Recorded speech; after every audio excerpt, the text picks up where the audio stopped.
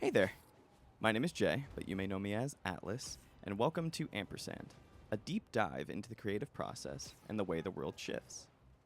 I thought it would be really on brand and appropriate if I recorded this episode and released it on September 20th. Because at the time that you're probably watching this, the new iPhone 16s are out. Not a big generational leap. I could actually rant about how these phones really are not that much of an improvement over the 15s. And if you're watching this on YouTube, I'm playing Spider-Man 2 on the PS5 because the PS5 Pro was just announced as well, which is, if you've seen the screenshots, a very marginal increase in graphic fidelity and computer processing and all this other stuff that I don't really understand. But I think it's really important to talk about consumerism, especially this time of year when all this cool new shit is coming out. Especially because I'm so easily influenced with new technology. Like, I'd be lying if I said that I didn't want to get the new 16 Pro, even though I have a 15 Pro sitting in front of me right now.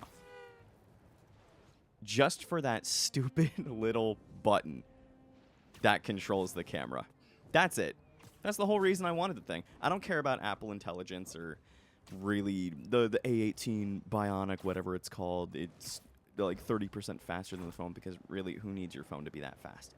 But I cared because it's new. And I cared about the PS5 Pro because it's new. Even if it is just like the smallest, minute details that are new, it's new. And that is what grips me.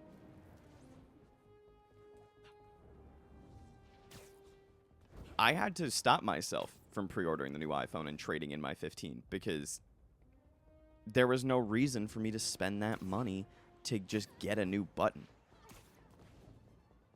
And now that I'm saying that out loud, it's so dumb that I wanted to do that. It's so dumb. And I think that companies like Apple and like PlayStation like to use FOMO, or fear of missing out, to get their consumers to buy the latest and greatest. And I'll take the iPhone 16 again as a perfect example, because in the year 2024, there is no need for a phone that is $800 just for the base model to still have a 60 hertz refresh rate screen. And I know that I'm going to say that, and 90% of you guys listening to this aren't going to understand what that means.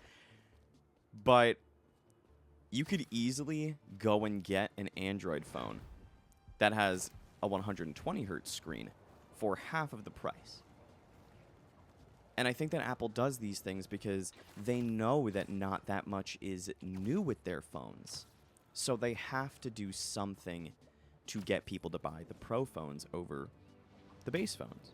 So the base phones have 120 hertz, which just means that animations on your screen are smoother. The whole user experience is just overall smooth.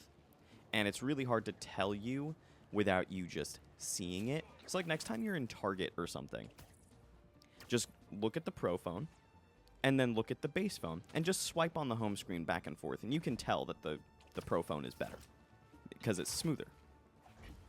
But there's no reason that Apple should really be holding that off onto a Pro phone. It's just so that you can spend an extra couple $100 and buy that one instead. But it's because they know that not much is new. You know, we've advanced so much in spatial computing and personal computing in the past decade, even 20 years, where now you have a computer in your pocket at all times, and artificial intelligence is everywhere. That is crazy to think about. Like, we're living a little bit in dystopian times. Like, that's weird. It's weird. I don't know if it's just me that's thinking that, but to me it is a little weird. Like, I can just talk to a robot and it'll make a picture for me. That's so cool, but that's so weird. I'm getting sidetracked.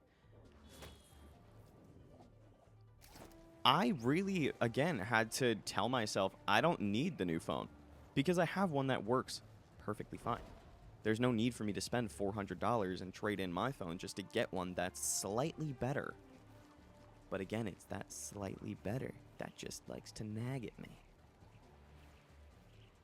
And if, again, you're watching this on YouTube, I'm playing Spider-Man 2 on a PlayStation 5.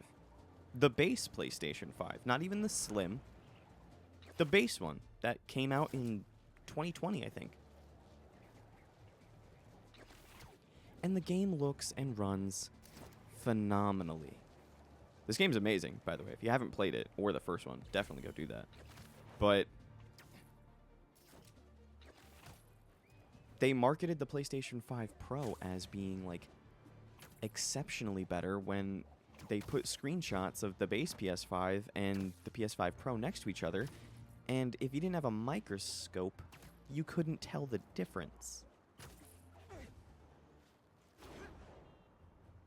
And I really think that companies like using FOMO to get you to buy the newest, the latest and greatest, because while they know not much has changed, they know that there are going to be people out there who are die-hards for their brand that are just going to get it anyways. And I'm not in a position financially to really warrant me getting the latest and greatest. Because what I have and what I worked for is good enough. I think a lot of people need to realize that too. Like, oftentimes, like, people want to upgrade, like, their TV. Oh, my TV's old. But if you look at the specs of your TV, maybe it's not as old as you thought it was. Like, it's still, like, it's not 4K Ultra HD, but it's 2K, and that's pretty good. I think that a lot of people need to not think with their wallet. And I wish I learned that lesson sooner for myself.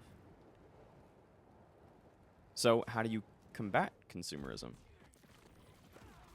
Best method that I really thought of was just taking a step back, looking at all the stuff you do have, and appreciating all the stuff you do have, because you worked hard for it. And you know a new iPhone's going to get released next year. And you know a new PlayStation is going to be released the year after that. Appreciate what you have, because you really did work hard for it.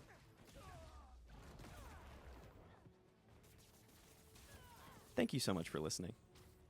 Be sure to drop a follow on all socials at Infinitely Atlas for updates on new episodes, photos, and poems. And as always, have fun and stay hydrated.